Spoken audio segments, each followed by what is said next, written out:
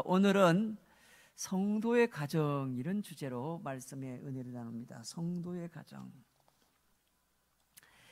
예수님이 가르쳐 주신 비유 가운데 가장 긴 비유의 말씀이 바로 이 누가복음 15장 11절에서 32절에 나와 있는 이 두 아들에 대한 비유입니다.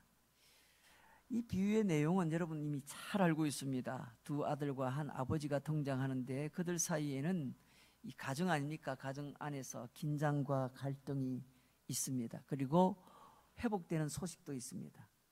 누구나 다 공감할 수 있는 그런 가족의 애환을 그 내용으로 삼고 있습니다. 오늘 본문 말씀을 통해서 믿음의 가정에 필요한 세 가지 은혜를 짧게 상고하고 우리 함께 기도하고 그렇게 오늘도 조금 일찍 마치도록 그렇게 하도록 하려고 합니다.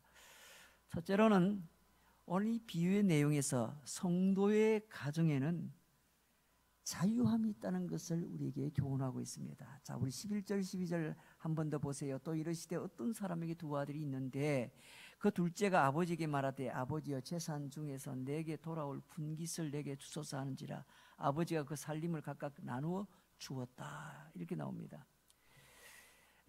주변을 보면요, 종종 이렇게 이런 말씀들을 전도할 때 이런 말씀을 하시는 분들이 있죠.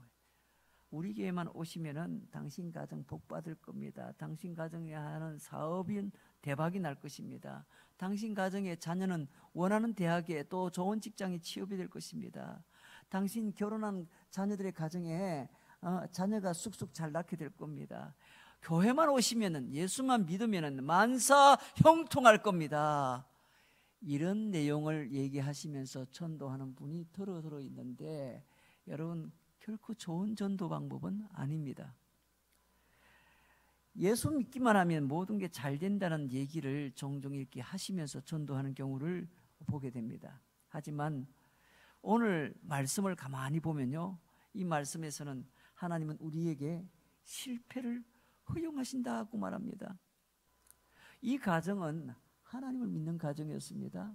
아버지와 두 아들이 이렇게 등장하고 있는데, 그런데 이 아들이 재산을 가지고 가서 열심히 나름대로 뭔가 참 큰 꿈을 갖고 한번 멋지게 사업에 성공하고 싶었는데 오히려 허랑방탕하며 오히려 재산을 다 탕진해 버립니다.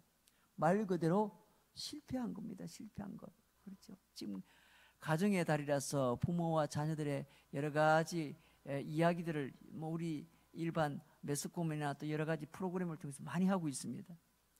근데 종종 내용을 들어보면요, 자식이 부모님한테 찾아와서 뭐 직장 취업도 잘 안 되니까 내 이번에 새로운 사업을 좀 해볼 테니까 아버지 집 좀 잡히고 한 2억 1억 대출 좀 해주세요. 이런 식으로 해서 부모 재산을 자꾸 이렇게 뜯어가는 자녀들이 들어 있다고 이렇게 소개를 해요. TV에 나오는데 보니까. 그러면 참 자식이길 부모가 없다고, 이 자식이 직장 취업도 잘 안 돼가지고 힘들어하는데 나름대로 사업 프로젝트를 잘 짜가지고 와가지고 아버지 어머니 좀 도와주세요 이렇게 하는데 내 몰라라 할 부모들이 잘 없습니다. 처음에는 말도 안 되는 소리 하지 마라. 네가 사업하면 뭘 안다고 사업하냐. 너 쫄딱 망할 거니까 그렇게 하지 마라. 이렇게 만류도 하지만은 이 자식이 막 울면서 떼를 쓰면서 아버지 어머니는 왜 나에게만 이렇게 투자를 안 하느니 사랑하지 않느니 온갖 말로 그냥 다 협박 아닌 협박을 하면 부모가 결국은 견디다 이기지 못해가지고 내가 좀 어렵게 살지, 내가 좀 힘들더라도 좀 주지 이렇게 해서 돈을 좀 이렇게 떼서 주면은 잘 되나요? 쫄딱 망하는 경우가 많고 또 하다가 실패하는 경우도 많습니다. 그 가정이 예수를 믿는 믿음의 가정이라 할지라도 실패가 있을 수 있다 없다? 있을 수 있다는 겁니다. 예. 오늘 비유에 나타나고 있는 아버지는 하나님이십니다. 그렇죠? 아버지는 작은 아들, 둘째 아들이 그 유산을 가지고 무엇을 할지, 지금 어디 가서 무슨 짓을 할지 모르지 않았습니다. 그리고 그게 잘 되지 않을 것도 대충 짐작도 했습니다. 그러나 아들이 너무너무 원했기 때문에 재산의 분깃을 나누어 줍니다. 두둑한 주머니를 찬 아들이 뭔가 처음엔 잘 될 것 같지만 결국은 쓰디쓴 실패를 경험합니다. 완전히 실패하고 먹을 것조차 없어서 거지처럼 구걸하고 이리저리 전전하면서 다녀야 되는 비참한 처지에 놓이게 되었습니다. 여기에서 의문이 하나 생기죠. 왜 아버지고 사랑의 하나님이, 사랑의 그 자녀들이 이 세상에 살 때 기왕이면 실패하지 않고 잘 되도록 하나님 좀 도와주시지 왜 실패를 허락하실까?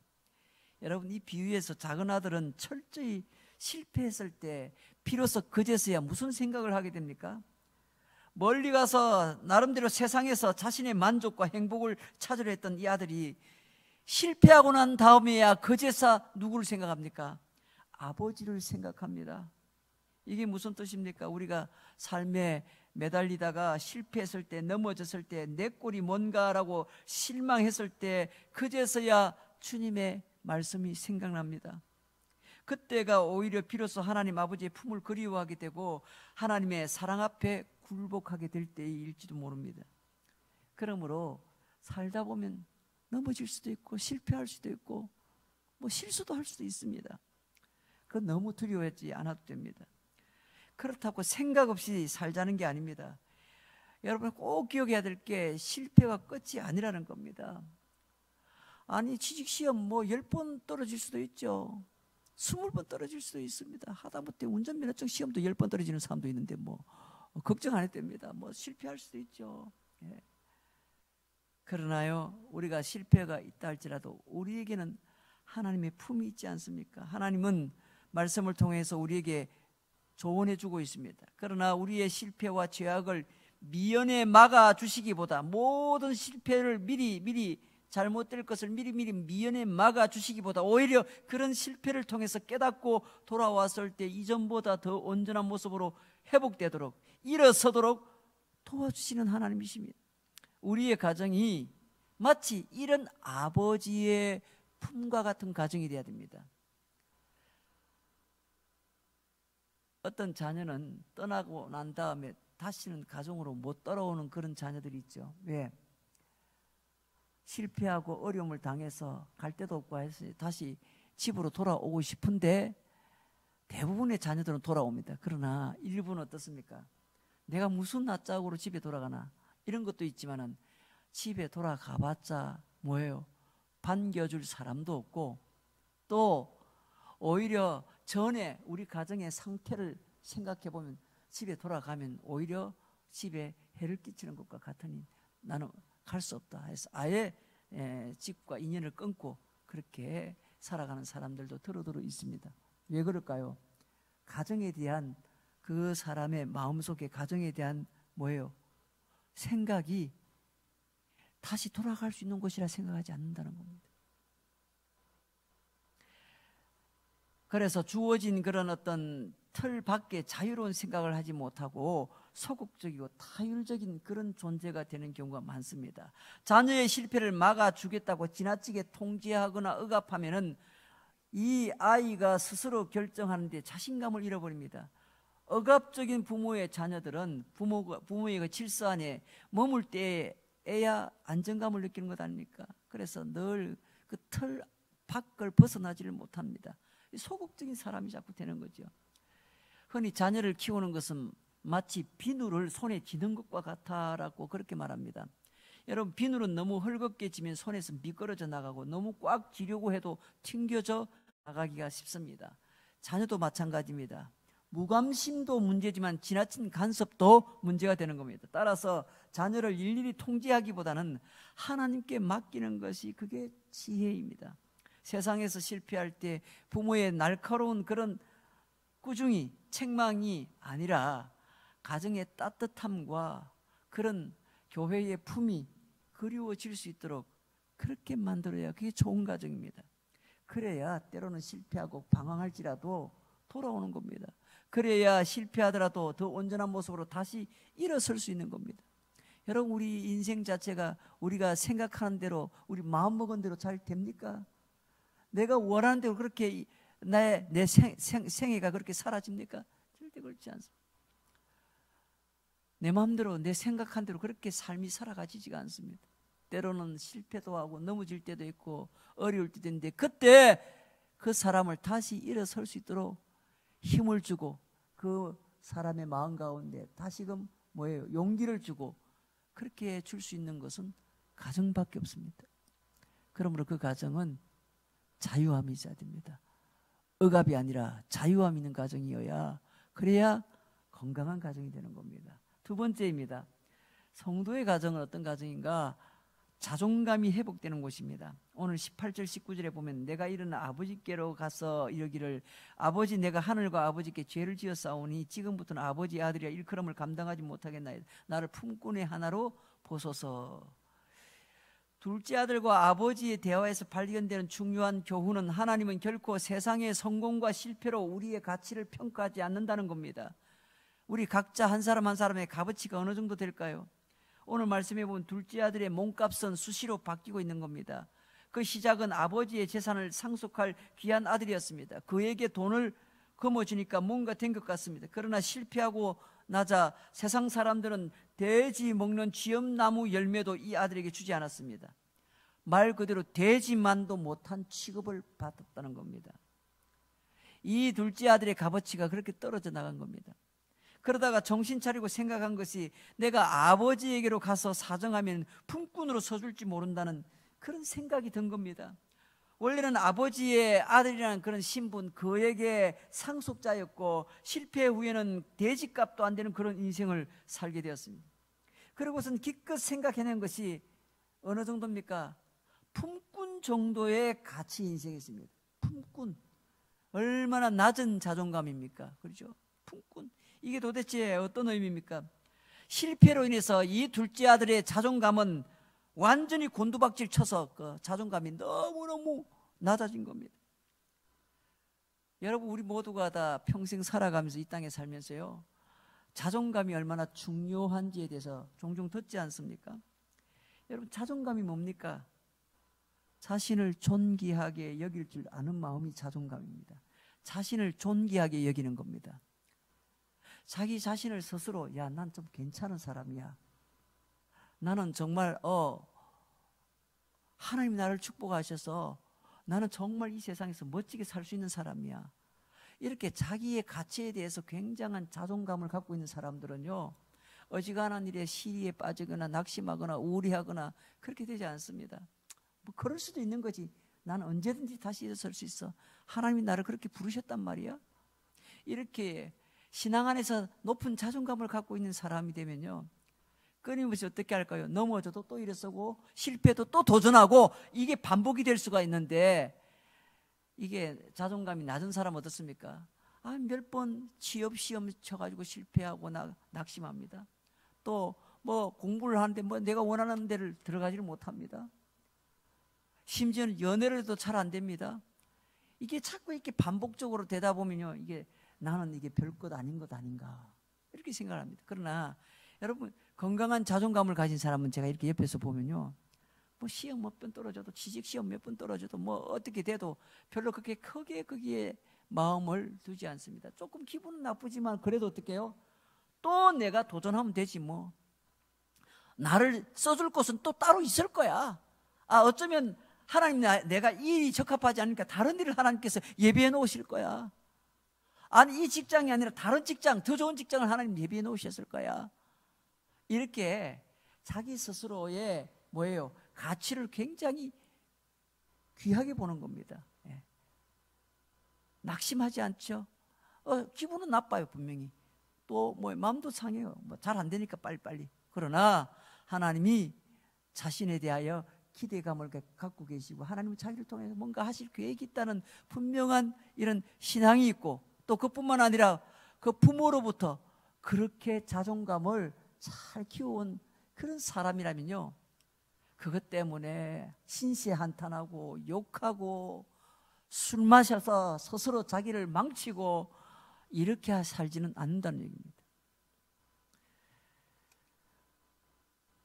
여러분, 자신을 존귀하게 여길 줄 아는 마음이, 그게 자존감입니다. 나는 사랑받을 만한 가치가 있다는 겁니다. 여러분, 자존심과는 다른 겁니다. 착각하지 마세요. 자존심이 강한 사람, 그 자존심 강한 사람은 그래, 자존심 내려놓는 게 차라리 낫습니다. 예. 자존심 강하면요 성질만 부릴 줄 알지 전혀 뭐예요. 사실 지나친 자존심이 강한 사람은 그 자체가 뭐예요. 열등한 낮은 자존감을 갖고 있는 사람과 똑같다는 겁니다. 자존심은 높아도 자존감은 낮은 사람이 있죠. 이런 사람은 흔히 남 앞에서 다른 사람 앞에서는 자신이 뭔가 센 척합니다. 드러내질 않습니다. 그러나 정작 상당한 열등감을 자기 안에 갖고 있는 사람이죠. 진짜 그 사람이 뭐예요? 자존감이 있는 사람 같으면요 어려운 문제를 만나고 또 상심할 만한 일을 만났을 때 오히려 떳떳하게 얘기를 합니다. 제가 부족해서 이번에 이렇게 됐습니다. 제가 좀 실수를 하고 잘못해서 이런 평가를 받게 됩니다. 다 제가 부족해서 그런 거죠. 앞으로 열심히 잘하겠습니다. 오히려 뭐예요? 그걸 부끄러워하지 않고 어떻게 인정하는 태도, 자기의 실수와 자기의 부족을 인정할 줄 아는 태도, 그 사람은요 절대 낮은 자존감 있는 사람이 아닙니다. 자기를 오히려 더 가치 있게 보는 사람이기 때문에 자기 실수도 실패도 인정할 줄 아는 겁니다. 그런데 사람을 상대해 보면요 자기 잘못했다는 말은 절대 안 해요. 자기가 실수한 것도 더 많으면서 다른 사람 뭐 잘못하면 온갖 소리를 다 지르면서도 정작 자기 잘못한 거에 대해서는 솔직하게 뭐예요? 미안합니다. 내가 잘못했습니다. 내가 부족했습니다. 내가 실수했습니다.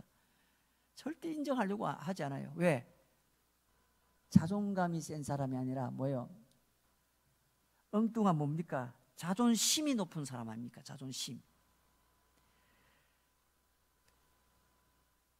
남 앞에 허세 부릴 필요가 없습니다. 우리에게는 허세 부리는 자존심이 아니라 자신을 진정으로 사랑할 줄 아는 자존감을 높이는 것, 그게 중요한 겁니다.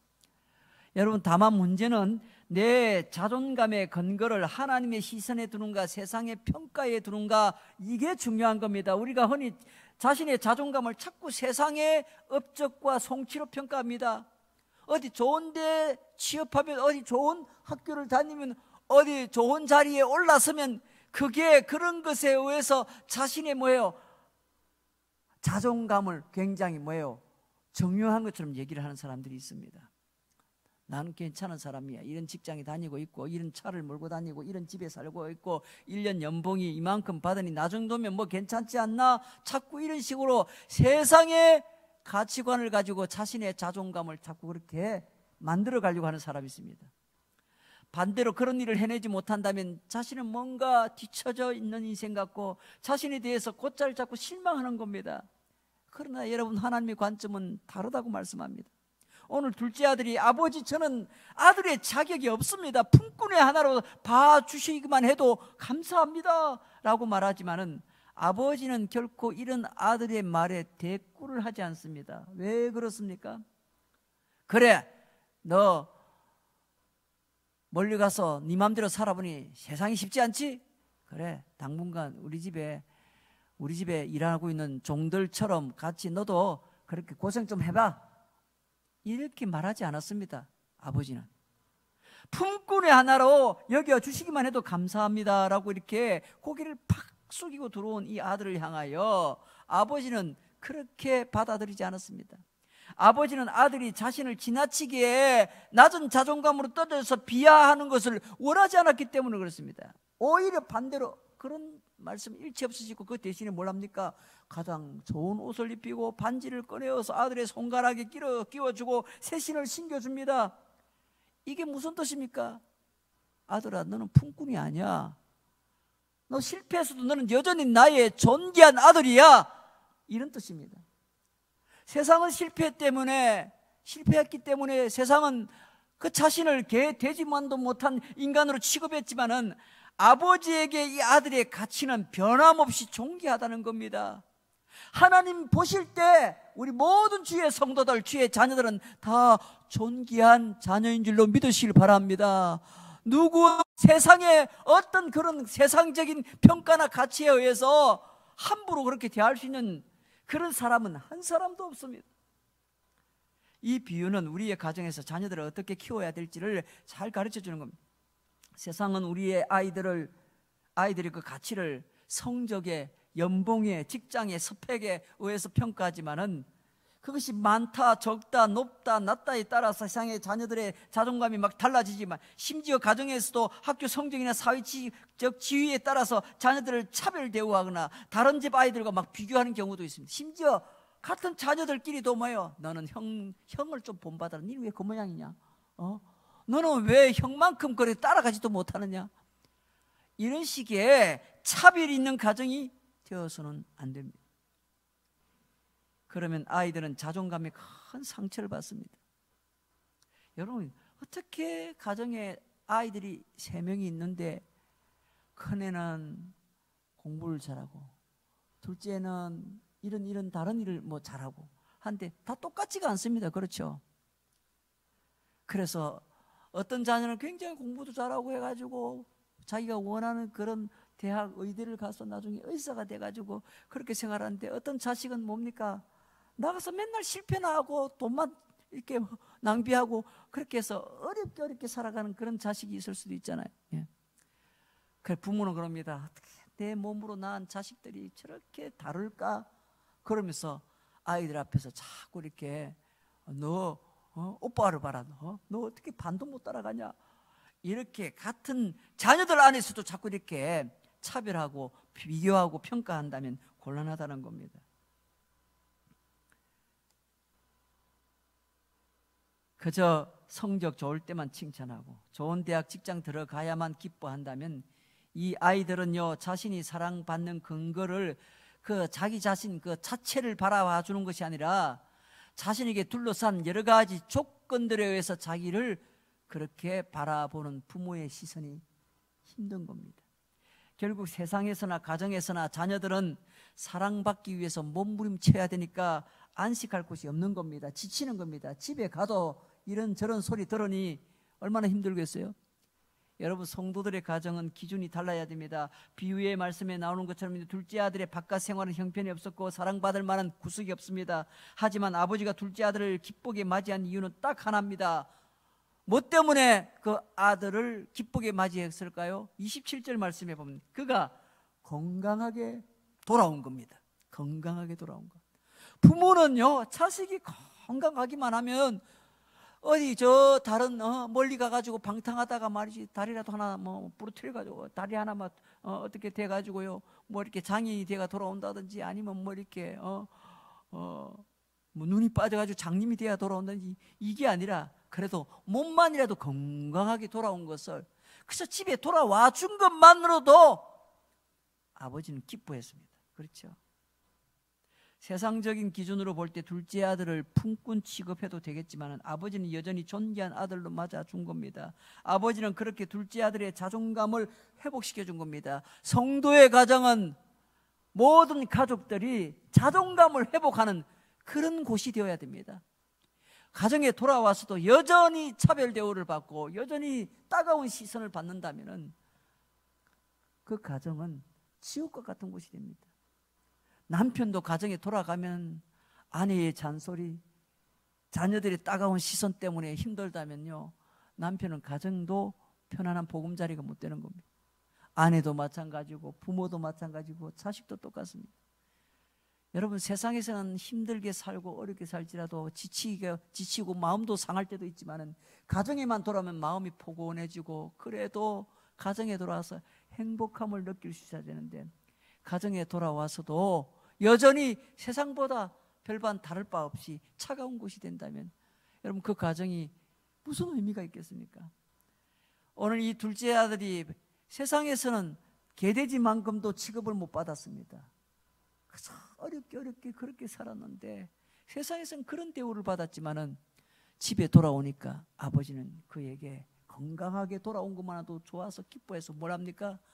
신을 신겨주고 새 옷을 입히고 손에 가락지를 끼우고 뭘 잘했다고 그렇게 엄청나게 귀하게 대접을 해줍니까?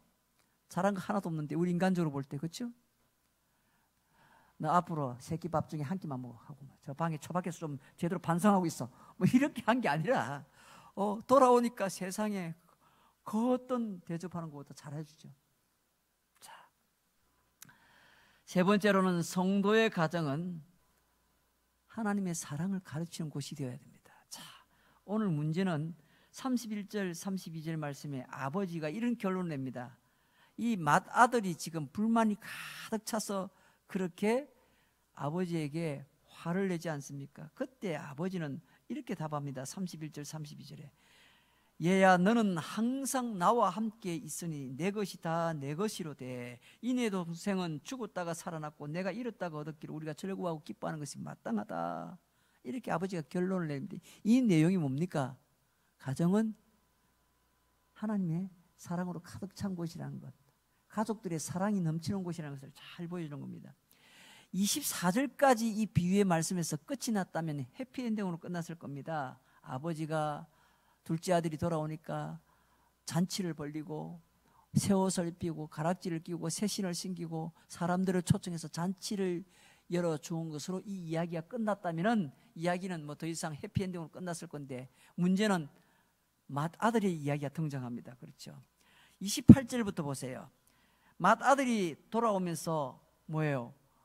자기 집의 종들을 통해서 들어보니 집에서 풍악 소리가 막 들리니까 이 무슨 일인가 물었더니 당신의 둘째 아들이 돌아왔는데 아버지가 너무 좋아서 이렇게 살진 송아지를 잡아가지고 잔치 벌렸다 하니까 화가 나서 집에 들어가고 싶어 하지 않습니다. 그때 아버지를 보세요. 아버지의 사랑이 또 맏아들에게 향합니다. 아버지가 뛰어나와서 어떻게 해요? 맏아들을 설득합니다.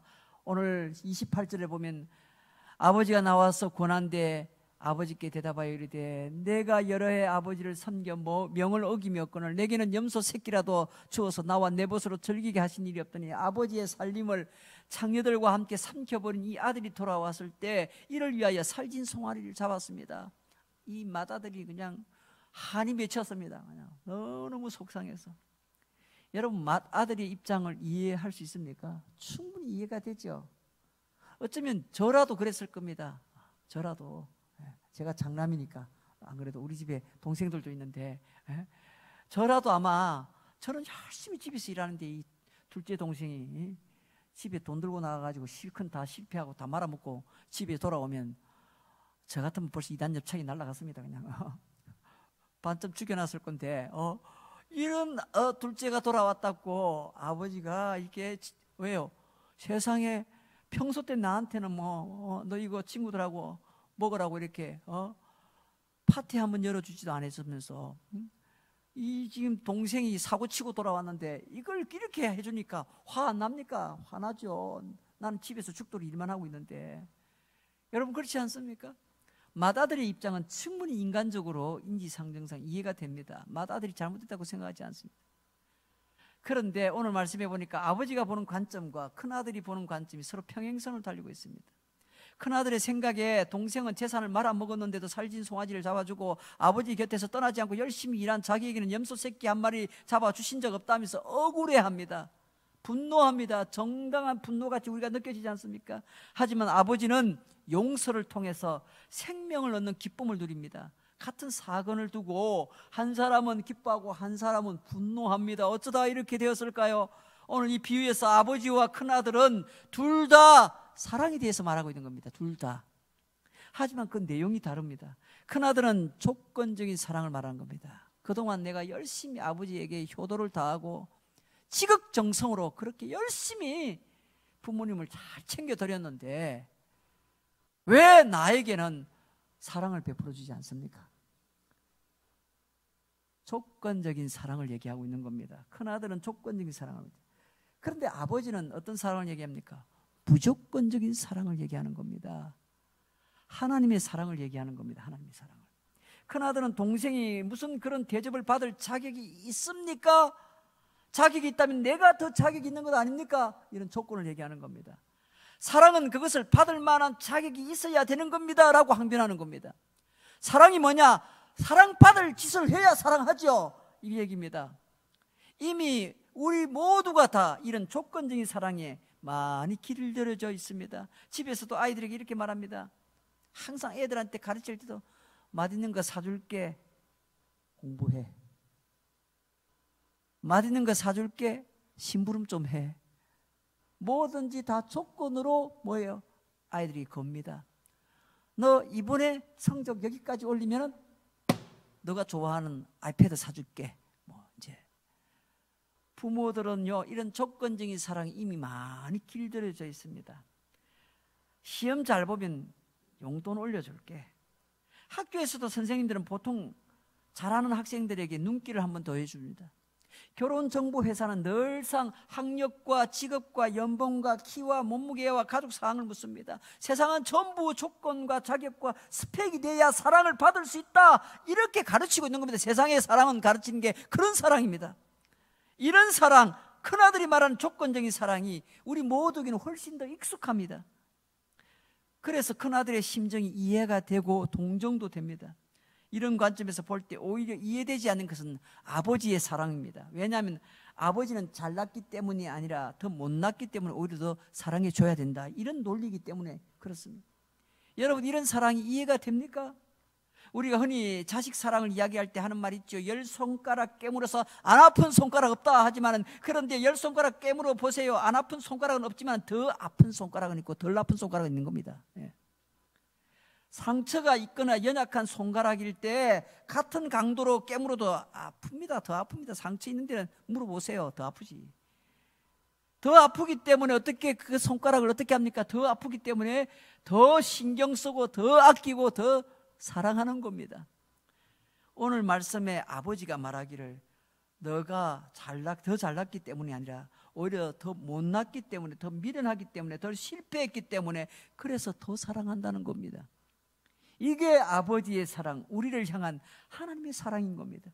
가정은 이런 하나님의 사랑을 가르쳐주는 곳이 되어야 됩니다. 그래야 성도의 건강한 가정이 되는 겁니다. 부모님들이 장로님, 집사님, 권사님, 교회 생활 오래 하고 신앙 좋다고 그렇게 말하는데, 우리 부모님 보니까 하나님 사랑은 온데간데 없고 일반 세상 사람하고 다를 바 하나도 없고, 욕할 것 다 하고 할 것 다 하고 말이지. 그러면서 맨날 믿음 얘기하고 은혜 얘기하고. 자녀들이 보는 시각에서는 우리 가정이 정말 진짜 믿음의 가정이 맞나? 우리 가정이 정말 하나님의 사랑을 가르치는 곳이 맞나? 똑같아. 다른 안 믿는 가정이나 우리 가정이나. 자녀들이 볼 때 그런 곳이 되어서는 안 됩니다. 세상 사람들은 그렇게 말할지 몰라도 우리 믿음의 가정의 자녀들은 가정에만 오면은 뭐예요? 힘이 쏟고 힘을 공급받고, 뭐예요?